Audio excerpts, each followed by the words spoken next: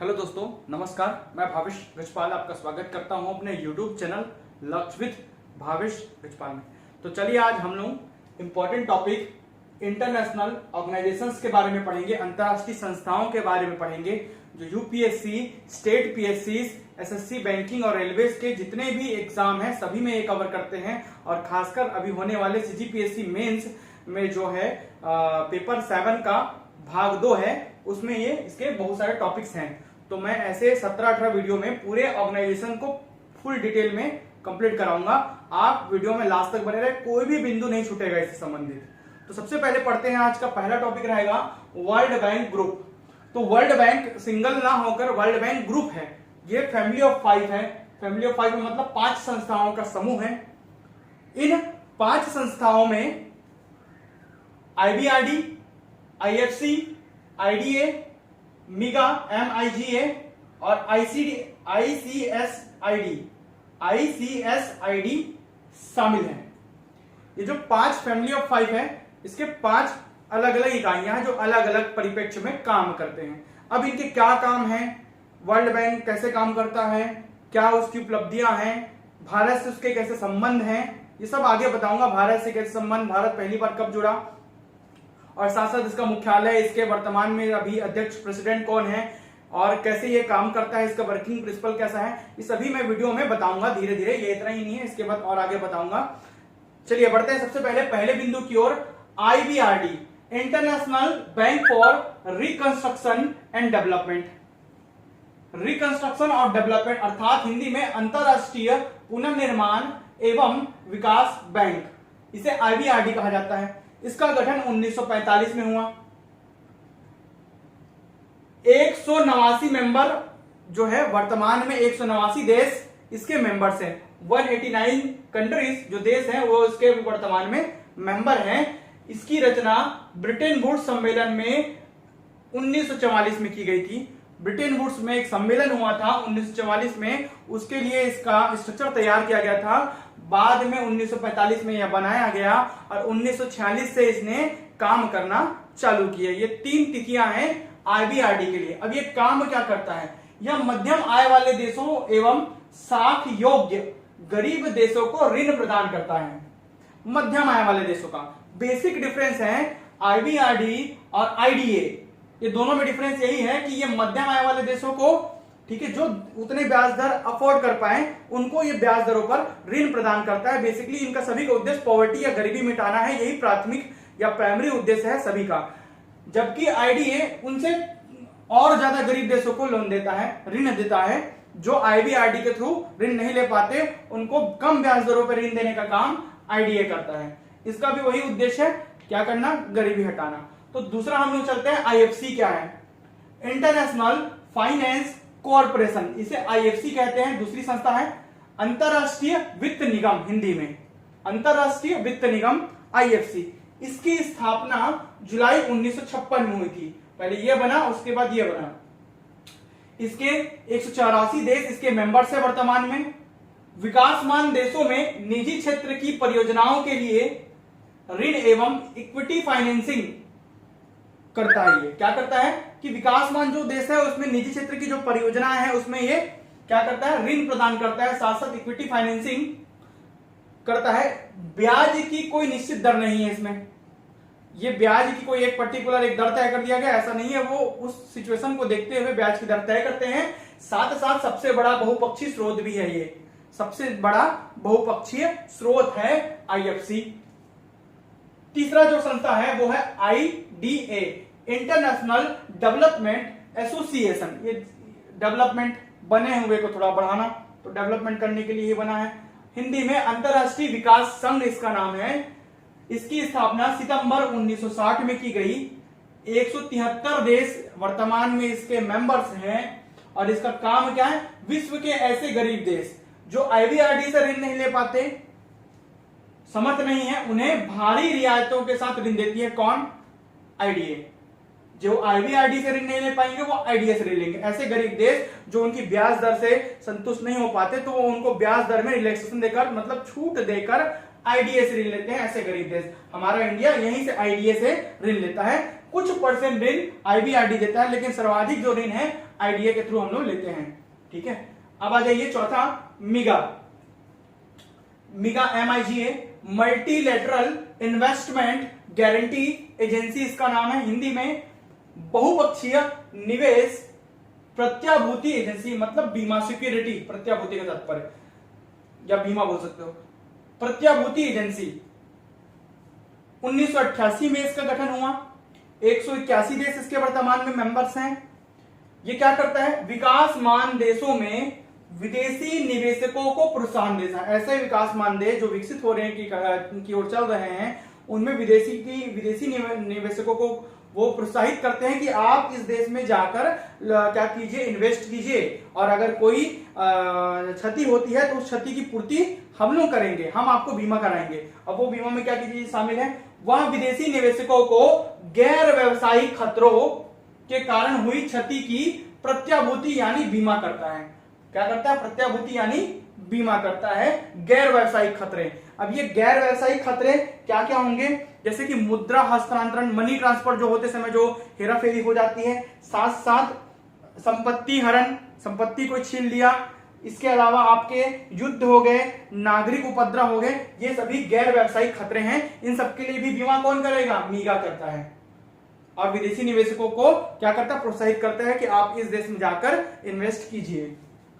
पांचवी जो इसकी संस्था है वर्ल्ड बैंक ग्रुप की, ICSID, international centre for settlement for international disputes, मतलब विवाद, डिस्प्यूट्स।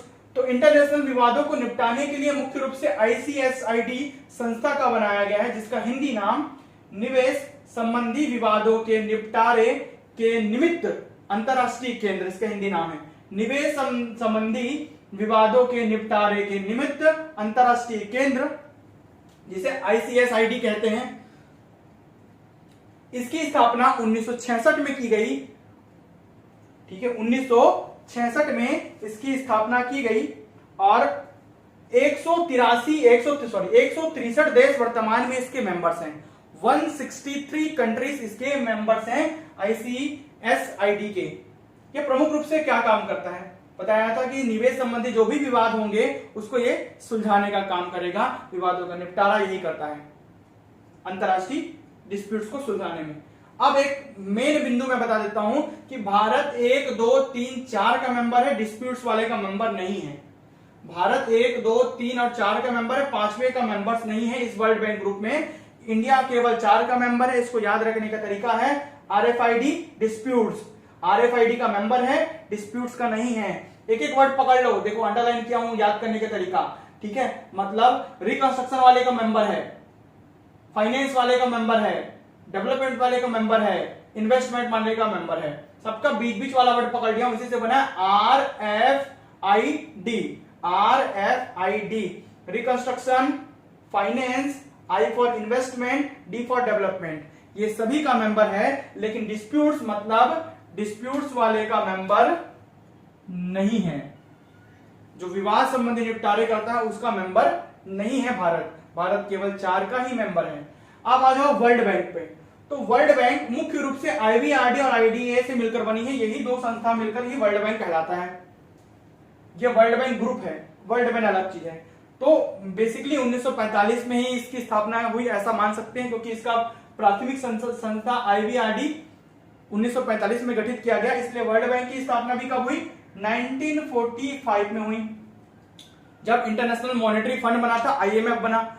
IMF और वर्ल्ड बैंक में बेसिक डिफरेंस यह है कि IMF में ज्यादा रिस्ट्रिक्शंस है, ज्यादा अवरोध है, और ब्याज दर भी ज्यादा है, ज्यादा ब्याज दर और ज्यादा अवरोध है। उसके कुछ कंडीशंस हैं और वो कुछ कंडीशनों पर ऋण देता है, जबकि वर्ल्ड बैंक ऐसा नहीं है। वर्ल्ड बैंक थोड़ा शिथिल करता है और शिथिल वे में ही ऋण देने का काम करता है। तो इसकी दो प्रमुख संस्थाएं IBRD और IDA। ये IBRD जैसे कि पहले बता चुका हूं गरीब देशों को ऋण देता है, और IDA बहुत ही गरीब देशों को ऋण देता है। ये पुअर कंट्री और ये पुअरेस्ट कंट्री को ऋण देता है। इंडिया सर्वाधिक लोन IDA से लेता है, कुछ परसेंट लोन IBRD से लेता है। ठीक है, अब आ जाइए वर्ल्ड बैंक के जो वर्तमान में अध्यक्ष हैं, प्रेसिडेंट हैं, जो 13वें अध्यक्ष हैं, डेविड मालपास हैं। ठीक है, डेविड मालपास। डेविड मालपास वर्तमान में वर्ल्ड बैंक के 13वें अध्यक्ष हैं, जो 2019 से काम कर रहे हैं। 2019 से ये काम कर रहे हैं। ठीक है, वॉशिंगटन डीसी जो अमेरिका की राजधानी है, हेडक्वार्टर है यूएसए का, वॉशिंगटन डीसी। ठीक है, वहां इसका मुख्यालय है वर्ल्ड बैंक का। आगे मैं इसमें इसकी विशेषताओं के बारे में और ये कैसे काम करता है, भारत से इसके कैसे संबंध है, इसके बारे में चलिए आगे बढ़ते हैं, देखते हैं वर्ल्ड बैंक ग्रुप के प्रमुख उद्देश्य क्या हैं। तो वर्ल्ड बैंक जो ग्रुप है जिसमें 5 प्रमुख संस्थाएं हैं, उसके उद्देश्य एंडिंग ऑफ पॉवर्टी मतलब गरीबी उन्मूलन करना, साथ साथ इकोनॉमिक डेवलपमेंट। ठीक है, वित्तीय विकास, इकोनॉमिक डेवलपमेंट ही यही दोनों ही प्रमुख उद्देश्य हैं किनके, वर्ल्ड बैंक ग्रुप के। जबकि वर्ल्ड बैंक के 2 उद्देश्य हैं। वर्ल्ड बैंक ऐसी संस्था जिसके अंतर्गत आईबीआरडी और आईडीए शामिल है। आईबीआरडी जो गरीब देशों को ऋण देता है डेवलपमेंट के लिए, साथ ही आईडीए जो पुअरेस्ट कंट्री को और सर्वाधिक गरीब देशों को ऋण प्रदान करता है। इसके 2 उद्देश्य हैं, एक प्राथमिक और द्वितीयक। जब प्राथमिक उद्देश्य की बात की जाती है तो गरीबी उन्मूलन अर्थात रिडक्शन ऑफ पॉवर्टी, गरीबी उन्मूलन ही इनके प्राथमिक उद्देश्य होते हैं वर्ल्ड बैंक संस्था के। जबकि द्वितीयक उद्देश्यों में विदेशी निवेश और अंतरराष्ट्रीय व्यवसाय को बढ़ावा देना। ठीक है, इंटरनेशनल जो व्यवसाय है, ट्रेड है, और विदेशी निवेश जो विदेशी निवेश है उनको बढ़ावा देना इसके द्वितीयक उद्देश्यों में शामिल है। इसके अलावा कैपिटल इन्वेस्टमेंट मतलब सर्वाधिक पूंजी निवेश, जो पूंजी निवेश करते हैं, ये भी इसके द्वितीयक उद्देश्यों में शामिल हैं। वर्ल्ड बैंक का अध्यक्ष हमेशा अमेरिका का नागरिक होता है या अमेरिका का नागरिक ही हो सकता है। जबकि आईएमएफ का अध्यक्ष यूरोपियन होता है। आईएमएफ जो इंटरनेशनल मॉनेटरी फंड है उसका अध्यक्ष हमेशा एक यूरोपियन होता है। वर्ल्ड बैंक का अध्यक्ष मतलब विश्व बैंक का अध्यक्ष हमेशा एक अमेरिकन नागरिक ही हो सकता है। आगे बढ़ते हैं, विश्व बैंक प्रबंध त्रिस्तरीय होता है। वर्ल्ड बैंक या विश्व बैंक का जो प्रबंध है वो 3 स्तर पे काम करता है। एक प्रेसिडेंट होता है, बोर्ड ऑफ गवर्नर्स होते हैं, बोर्ड ऑफ एग्जीक्यूटिव डायरेक्टर होते हैं। बोर्ड ऑफ एग्जीक्यूटिव डायरेक्टर्स की संख्या कुल 24 है। 24 को 2 भाग में बांटते हैं, 19 और 5। 24 को 2 भाग में बांटते हैं, 19 और 5। ये 5 वो होते हैं जिनका सर्वाधिक निवेश, पूंजी निवेश सर्वाधिक है। किसमें? वर्ल्ड बैंक में। विश्व बैंक में जिन 5 देशों का पूंजी निवेश ज्यादा है वो अपने एक एक बोर्ड ऑफ एग्जीक्यूटिव डायरेक्टर नियुक्त कर सकते हैं, ये उनका विशेष अधिकार है। बाकी जो 19 बोर्ड ऑफ एग्जीक्यूटिव डायरेक्टर्स की नियुक्ति बोर्ड ऑफ गवर्नर्स करते हैं। ठीक है, ये सर्वाधिक निवेश वाले देश, सर्वाधिक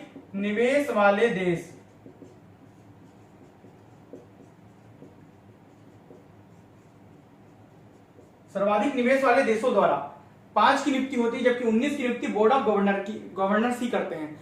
और अध्यक्ष जो प्रेसिडेंट है उसकी नियुक्ति बोर्ड ऑफ एग्जीक्यूटिव डायरेक्टर्स मिलकर करते हैं। ये पूरे जो 24 बोर्ड ऑफ एग्जीक्यूटिव डायरेक्टर हैं वही सब मिलकर अध्यक्ष की नियुक्ति करते हैं। वर्तमान में 2019 से डेविड मालपास अध्यक्ष हैं, जो कि 13वें नंबर के 13th क्रम के अध्यक्ष हैं। किसके?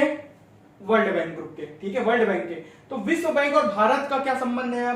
देखिए, जो भारत के स्वतंत्रता प्राप्ति के पश्चात भारत के वृद्धि और विकास में वर्ल्ड बैंक या विश्व बैंक की भूमिका महत्वपूर्ण रही है। और जो पहला ऋण था 1949 में एशियाई राष्ट्रों में, इधर एशियन कंट्री है, उसमें 1949 में पहला ऋण भारत को ही दिया गया था उसके विकास के लिए। भारत प्रारंभिक सदस्य देशों में से एक है, मतलब भारत वर्ल्ड बैंक और आईएमएफ दोनों का फाउंडर मेंबर है। प्रारंभिक देशों में से एक है, जब उसकी नींव रखी गई तब वो उसमें शामिल था। इसके अलावा शुरुआत में भारत का अभ्यंश $400 मिलियन, एमडी मतलब मिलियन डॉलर, $400 मिलियन था। मतलब उसका जो निवेश था वो $400 मिलियन का था। उसका नाम अधिकतम पूंजी निवेश वाले 5 देशों में शामिल था। जो 5 देश बताया हूं जिनका अधिकतम पूंजी निवेश था उसमें भारत का नाम शामिल था। अतः जिससे भारत को एक स्थायी कार्यकारी संचालक नियुक्त करने का अधिकार था। यही बोर्ड ऑफ एग्जीक्यूटिव डायरेक्टर, उसी को बोलते हैं स्थायी कार्यकारी संचालक। यह भारत को नियुक्त करने का अधिकार था। वर्तमान में यह अधिकार भारत के पास नहीं है।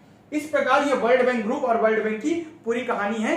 कुछ और अपडेट्स मैं आगे के वीडियोस में दूंगा। धन्यवाद। वीडियोस में बने रहें, चैनल को लाइक कीजिए, सब्सक्राइब कीजिए, साथ ही लिंक को शेयर कीजिए। धन्यवाद।